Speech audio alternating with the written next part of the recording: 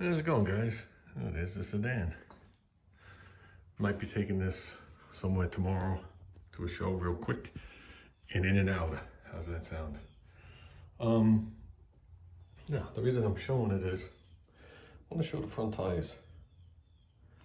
Okay, if you guys remember, 2020 I changed the front tires. So that means they were on there for 20 years. I changed them, not because it was tread damage, not because it was dry rot, just because I figured after 20 years, I got my money's worth out of them. Okay, so that's what the question is. Okay, the back, I guess the back are 22 years old. No dry rot, no nothing. I think I've put 22 years, 5 or 7,000 miles on the car. I'd have to look. Okay, now here's my question. I've been told in the past, I've done videos in the past, and I've seen people tell me, don't ever arm roll your tire. It's not good for the tire, it'll destroy it. Okay, it'll destroy it, it'll crack, it'll soften it. I've heard everything. So the tires I pull off, which are actually in the other garage on the other side, mounted on other wheels now, are 22 years old. And the reason I'm bringing this up is when you dismount them, you bend them. They bend on the machine. And I've seen tires that look good on the surface. As soon as you bend them, you see all the cracks. Zero cracks. Okay? The inside looked just like the outside, except it was shinier. Every several years, I can't even tell you how often it is, I will give the tire a quick wipe down to get off anything that's excessive, because the stuff does build up depending on which stuff you use. I use the original stuff, it's almost like water. Okay, I also sprayed all over the wheels. Now these wheels are not clear coated. That's raw aluminum and that's painted gray. And obviously the cap is chrome. Okay, but I'll spray the entire thing, wipe down the aluminum, wipe down each spoke. It gets all the dust and the debris off. And that's it. And I've been doing that for 22 years. And it has not discolored. I mean, you guys know, every once in a while, I hit them with mag cleaner. This year, I don't think I hit them with mag cleaner once. I don't think I did. I think I did it last year. Okay, same with the back ones. Same tires. Tires have never been off in the back. Like I said, it does give the illusion when you look at it this way that the tires are the same. These are 7 inches wide set in. Those are 4.5 inches in the front.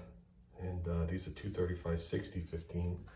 These are 180, 185. I'm sorry, 165/80 15s is what they are. And like I said in one of my prior videos, very close. This is a 4.5 inch wheel. The original wheel is 5 inches. Okay, tire size, almost identical on the outside. Okay, plus these are radials. The original ones were bias plastic. I had them in the trunk. The original tires were actually scary looking. So my question is are people having tires fail because they're putting this stuff on it? Just like I was told, don't use certain waxes, it'll destroy the paint.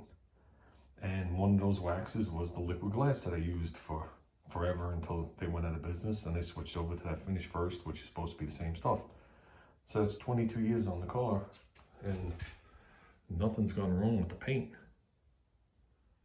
And this car isn't exactly a virgin. I didn't leave it outside, but I did leave it outside the tent on a cement slab, so it didn't really have the moisture coming up. But it didn't always have the pleasure of being indoors like it's sitting right now, or when it's even in a storage unit. So I don't know if some of these things are myths, or they're just bad paint jobs, or maybe if I left the arm roll on the wheel and never wiped it, it would get spotty. I really don't know. I wipe it as I wipe it along.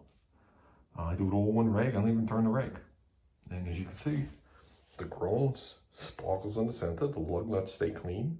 The spokes look the way they're supposed to be, and there's a sheen on the wheel. So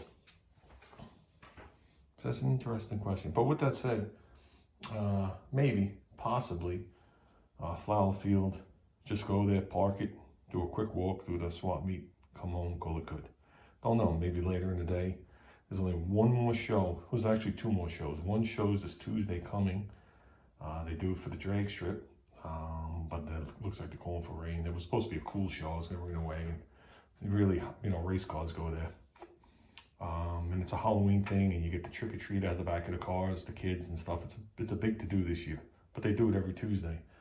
And this is Saturday and they're calling for rain on Tuesday, pretty steady. So I hope they postpone it a week, because I would really like to do that. But then again, I guess Halloween would be over.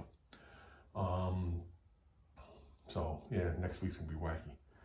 And then there's one more show in Bald Hill. We've done that. We've vented that. We've been there. You guys seen it. It's just a big parking lot.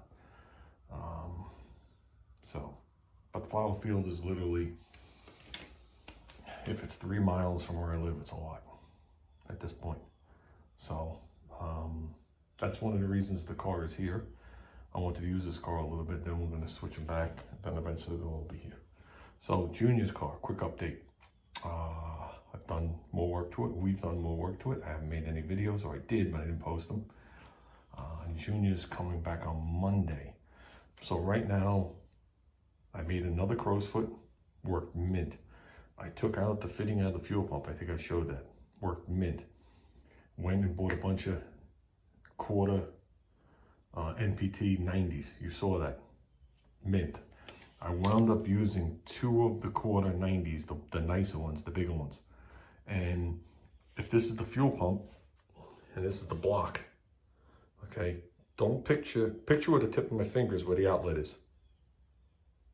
It goes away from the block slightly on an angle.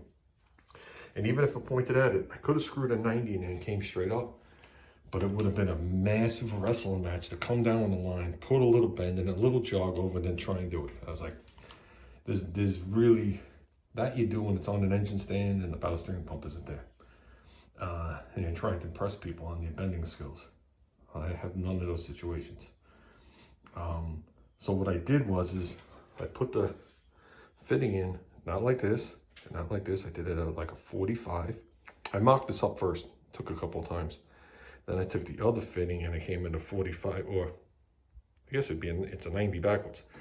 So the fitting actually faces diagonal, almost following the bottom edge of the valve cover at that angle.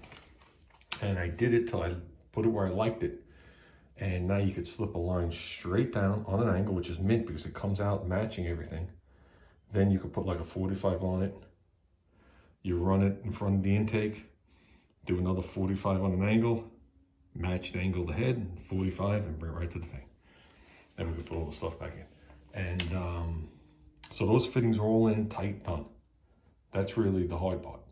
I wanted to save bending the line with Junior. I have enough to make 3 lines, but that's not the point. And he's got my flaring tool anyway, so he's got my good flaring tool. I only got my cheap one here, so I don't want to go through all that and do whatever. But what we're going to do is we're going to start at the bottom side, make the bend a hair bit high, then I'll alter it to length and flare it and secure it down with my finger. Now, the reason I'm telling you guys is if anybody ever does lines, I've seen people put them in a thread or two and the line still rocks. Then they continue their bending. Then they tighten it and it doesn't seal and they don't know why. Or the line cracks at the bottom. You have to seat it down with no pressure on it in any direction, snug it just a little, then you can continue on. So as you're going like this with it, the actual flare nut is supporting the line and the seat still matches the seat. The seat isn't going like this. Because if the seat goes like this and the flare nut hits it, it'll hit it here instead of over here and crack the line, kink it, bend it, or it'll leak, depending on how good the flare came out. So that's what we're gonna do. And we're gonna bend it, and I'm gonna just go right past the one in the back. It's an easy wide open. And as soon as I have everything where it has to go and it just passes that fuel block, I'll mark it, take it off, put the fitting on, and we'll cut it and flare it. And then we'll wipe it with the cleaner, which should take all of a minute. Stuff polishes really quick and really easy. 1 wipe, it looks mint. 2 wipes, it looks just as mint, but at least you know you got more of the porosity off the top of it.